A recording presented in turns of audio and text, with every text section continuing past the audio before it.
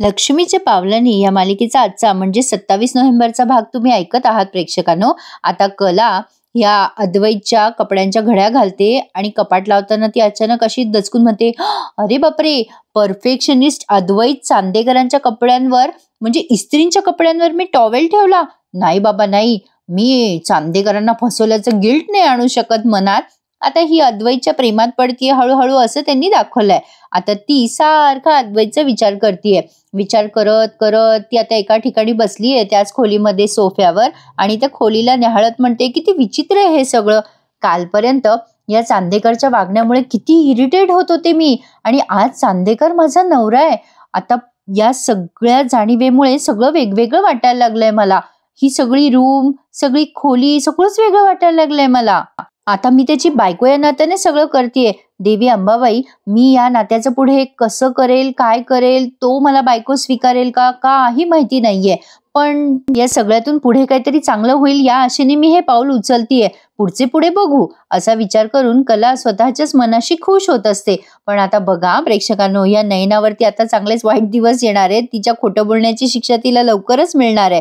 कारण नैना आता काही ड्रेसेस बघत असते फोनवर आणि अचानक तिच्या त्या जुन्या बॉयफ्रेंडचा फोन तिला येतो. नैना फोन उचलते तेव्हा तो सौरभ म्हणतो, हॅलो नैना, फोन नको कट करूस ग. अगं तू फोन उचलणार नाही म्हणून मी दुसऱ्या सिम कार्डवरनं फोन केलाय. नैना म्हणते, अच्छा तू आहेस का सौरू? अरे तुला काय सांगू, इथे किती स्ट्रिक्ट रूल आहेत सगळे. सौरभ तिचं सगळं बोलणं ऐकून घेतो. ती नेहमीप्रमाणे त्याला काहीतरी फोक्या हाणतीये हे त्याच्या लक्षात येतं. नैना म्हणते, अरे खरंच सांगते मी तुला सौरू, अरे इथे सगळं वातावरण ठीक नाहीये रे. आता ना मी अननोन नंबर बघितला ना तर मला असं आतून वाटलं की तुझाच फोन असेल म्हणून मी फोन रिसीव्ह केला. आणि काय रे सौरू, तू असं काय करतोस? तुला माहितीये ना मी कोणाशी जास्ती बोलले तर माझा नवरा कसा रिॲक्ट होतो. सगळी मुलं तुझ्यासारखी अंडरस्टँडिंग नसतात रे, म्हणून मी तुझ्याशी जास्ती कॉन्टॅक्ट ठेवत नाही. पण तुला माहितीये का, माझ्या मनामध्ये प्रत्येक क्षणी फक्त तुझाच आणि तुझाच विचार असतो. अरे बोल ना सौरभ काहीतरी, मी तुझ्याशी बोलते. आता मात्र हा सौरभ ऐकतो आणि म्हणतो, ए नैना चांदेकर, तुझ्या नाटकाचा माझ्यावर परिणाम होणार नाही. आता नैना म्हणते, ए शहाणे, मी नाटक नाही करत, तू नाटक करतोय. एकदा तरी फोन करून विचारलंस का मला, तू कशी आहे, तुझी तब्येत कशी आहे? हे असे फालतू मी तुझे काहीही ऐकून घेणार नाहीये. चल जा, तुला जे करायचंय ते कर. एक गोष्ट लक्षात ठेव, मला फोन नाही करायचा याच्या पुढे, कळलं? असं म्हणून ती त्या सौरभला धमकवते आणि फोन कट करते आणि म्हणते, समजतोस कोण हा स्वतःला?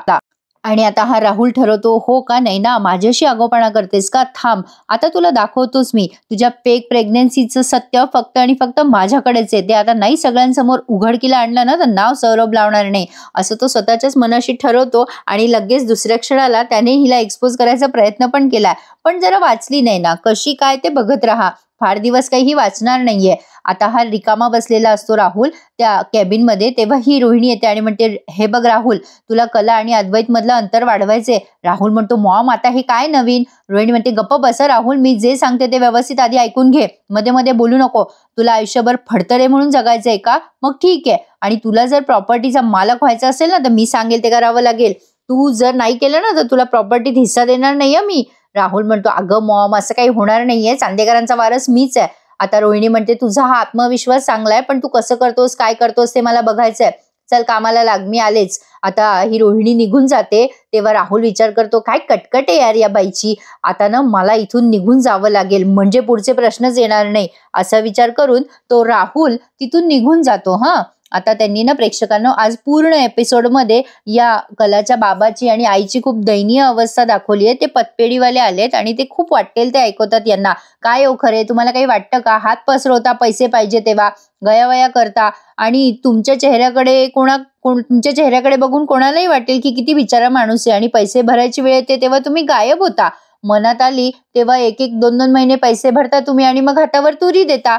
आता या कलाची आई म्हणते, नाही हो साहेब, आमचे हे खोटे नाही हो, आमच्या हातात पैसे आले की देऊ आम्ही. पण आता ते लोक म्हणतात, ते सगळं सोडा, तुम्ही आमच्या संस्थेचं नुकसान करताय, पैसे भरत नाही तुम्ही, तुमचं हे वागणं आम्ही खपवून घेणार नाही.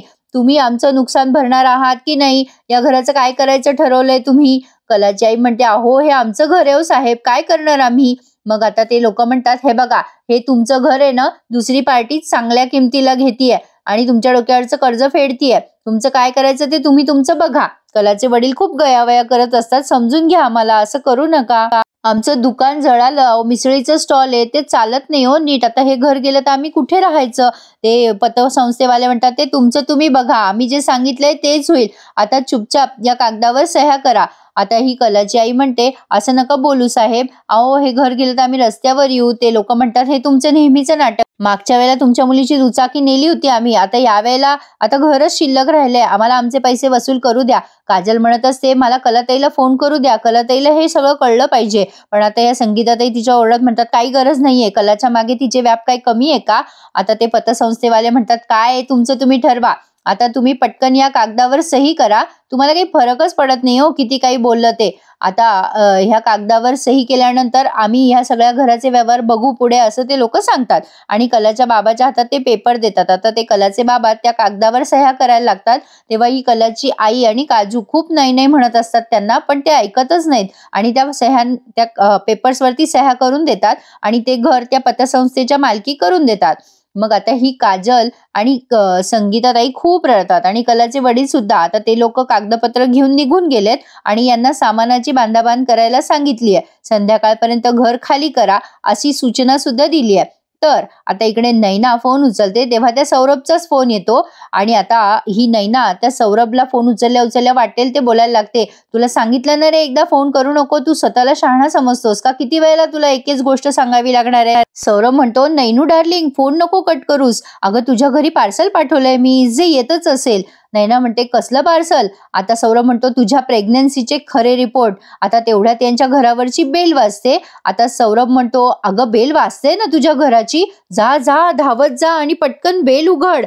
आता नैना म्हणते तू मुद्दाम केलंस ना हे. सौरभ मोठ्याने हसतो आणि म्हणतो नाही गो नाही नाही नाही. आणि आता इकडे कलाला पण बेल ऐकू येते, पण आता नैना तिकडे पोहोचायच्या आत कलाच तिथे पोहोचते दार उघडायला आणि हा सौरभ हसतोय वगैरे. आता नैना शेट म्हणते आणि फोन कट करते त्याचा.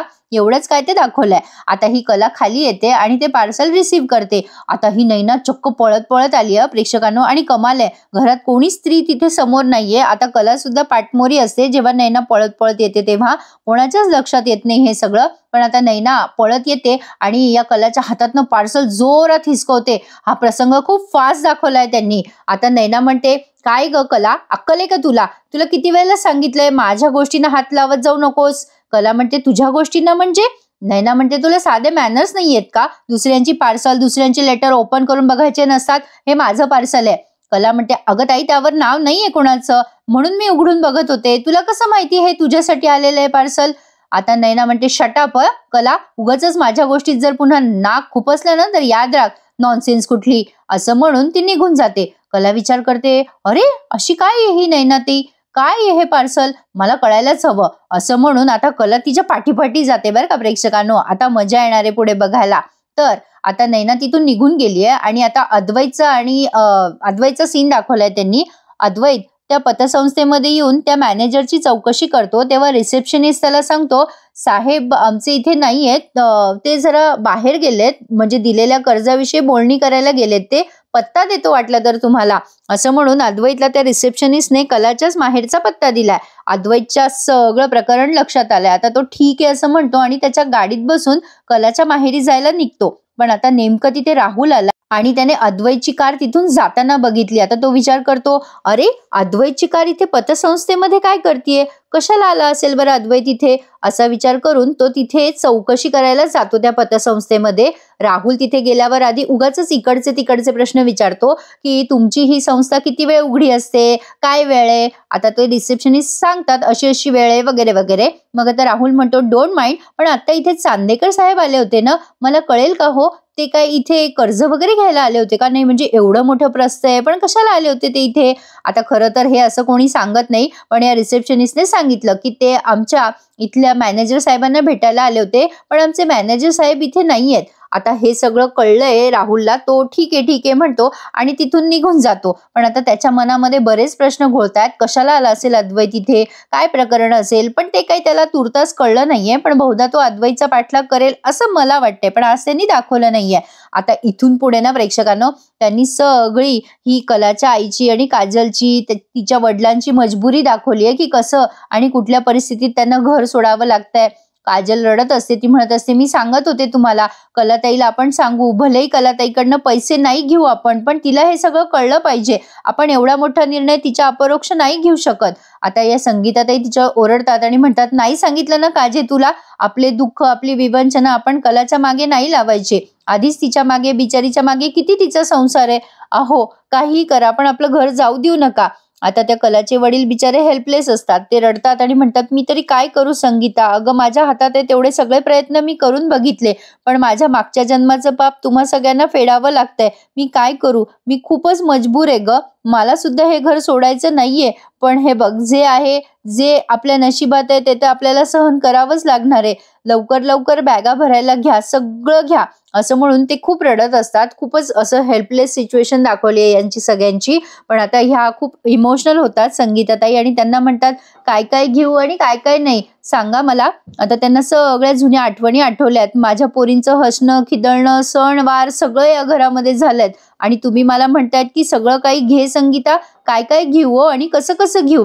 आता ह्या सगळ्या आठवणी त्या आठवून सांगतायत त्यांच्या मिस्टरांना एक एक आणि ते अजून अजून भावूक होतात आणि खूप रडायला लागतात. काजलही खूप रडत असते. हे कलाचे वडीलही खूप रडतात. ते म्हणतात, मला सगळं कळतंय ग संगे, पण माझ्या पापाची शिक्षा तुम्हाला भोगावी लागतीये. माझ्यासारखा माणूस कोणाच्याही नशिबी नाही येऊ असं ते म्हणतात. तेव्हा खूप वाईट वाटतं काजलला. काजल म्हणते, बाबा असं बोलू नका हो. आता तेवढ्यात ते पतसंस्थेचे लोक आलेत आणि आता ते यांना खूप फोर्स करत असतात की चला आवरलं का तुमचं, निघा आता, चला पटापटा घर खाली करा. आता ते काजलचे कलाचे वडील खूप हेल्पलेस असतात. ते म्हणतात, चला लवकर सामान घ्या आणि आता ते सगळं सामान सुमान ते घेतात. पण या संगीताताई मात्र घराला डोळे भरून बघत असतात. बिचारे कोणावरही अशी वेळ येऊ नये. आता ते पोतं बितं घेतलंय त्यांनी आणि बाहेर आलेत. आता त्या पतसंस्थेवाल्या लोकांनी घराला कुलूप लावली आणि चक्क निघून गेले. आता हे खूप रडत असतात. काय करायचं आता, एका दिवसात घर कुठे शोधायचं, असं खूप हेल्पलेस झालेले असतात हे.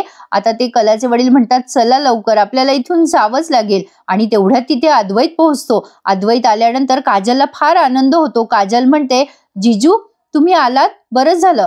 आता हे अद्वैत आधी त्यांच्याकडे बघतो आणि अद्वैतला सगळी सिच्युएशन कळते की काहीतरी मोठं संकट आलंय ह्यांच्यावर. अद्वैतने अजून घराची कुलूप पाहिली नाहीये. पण आता बघा हा प्रेक्षकांनो, आता हे सगळे एकमेकांना दिलासा देत असतात. तेव्हा अद्वैत म्हणतो, काय झालंय मिस्टर आणि मिसेस खरे, तुम्ही प्लीज मला सांगाल का.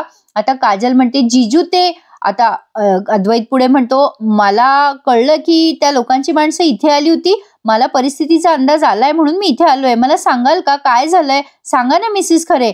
काजू सांगायला जाते तेव्हा ही संगीताताई तिला थांबवते, काजल सांगू नकोस. आता अद्वैत म्हणतो, असं नका करू तुम्ही मिसेस खरे, मी तुमचा नाहीये का. आता काजल ओरडते तिच्या आईवर आणि म्हणते, अगं ताईला नाही सांगू दिलंस पण दाजीला तर सांगू दे. आणि आता काजलने सगळा प्रसंग अद्वैतला सांगितलाय आणि अद्वैतला सगळी परिस्थिती कळली आहे की ह्यांच्यावरती खूप मोठं संकट ओढावलंय आणि यांचं राहतं घर यांच्या हातातून निघून गेलंय. काजलने सगळं डिटेल सांगितलंय आणि आता बघा प्रेक्षकांनो, या सगळ्याचा विचार करतो अद्वैत आणि तो खरंच खूप चांगला आहे. आणि आता तो या सगळ्यांना इन्सिस्ट करतो की तुम्ही चला माझ्यासोबत. पण आज हे त्यांनी दाखवलेलं नाहीये. आज फक्त त्यांनी एवढंच दाखवलं की काजल सगळं काही सांगते अद्वैतला, अद्वैत ते सगळं अगदी मन लावून ऐकतो. सगळं शेवटच्या प्रसंगात त्यांनी तेच दाखवलंय. मी तुम्हाला डिटेलमध्ये रिव्ह्यू दिलाय पण तुम्हाला बोर होऊ नये म्हणून जरा फास्ट सांगितलं. तर आता हे सगळं अद्वैतला कळलेली आहे परिस्थिती आणि हा भाग त्यांनी इथेच संपवला. आता पुढच्या भागात तुम्ही बघणार आहात अद्वैत कलाच्या आईबाबांना म्हणतो की तुम्ही एक काम करा, माझ्यासोबत माझ्या घरी चला. पण कलाचे बाबा म्हणतात, नाही आमचे भोग आहेत जावाई बापू, आम्हाला भोगू द्या. अद्वैत म्हणतो, नाही नाही, ह्या परिस्थितीत मी तुम्हाला असं नाही सोडू शकत. मला एवढंच कळतंय की मी तुम्हाला मदत केली पाहिजे. आता कलाचे बाबा म्हणतात, नाही हो नाही, आमची कला तिने हे ऐकलं ना तर ती खूप कोलमडेल हो. मग आता अद्वैत म्हणतो, मी शब्द देतो तुम्हाला, मी तुमच्या मुलीला काहीच कळू देणार नाही. मग तुमच्या विनंतीला मी मान देतोय ना, तुम्ही माझ्या आग्रहाला मान द्या, प्लीज माझ्यासोबत चला. मग कलाचे बाबा याच्यासोबत जायला तयार होतात. आता येत्या रविवारी या मालिकेचा महा एपिसोड आहे. त्यामध्ये कलाला कळणार आहे की अद्वैतने तिच्या आईवडिलांचं कर्ज पूर्ण फेडलंय. बघूयात आता पुढे काय काय घडतंय. छान होता आजचा भाग. आवडला ना मग प्लीज प्रेक्षकांनो चॅनलला सबस्क्राईब करा. न चुकता मी तुम्हाला दररोज या मालिकेचा रिव्ह्यू देत असते. आवडतो ना तुम्हाला मग लाईक करा आणि चॅनलला सबस्क्राईब करायला तर अजिबात विसरू नका. भेटूयात उद्या सकाळी पुन्हा एकदा लक्ष्मीच्या पावलांनी या मालिकेच्या नवीन रिव्ह्यू सहित. तोपर्यंत धन्यवाद.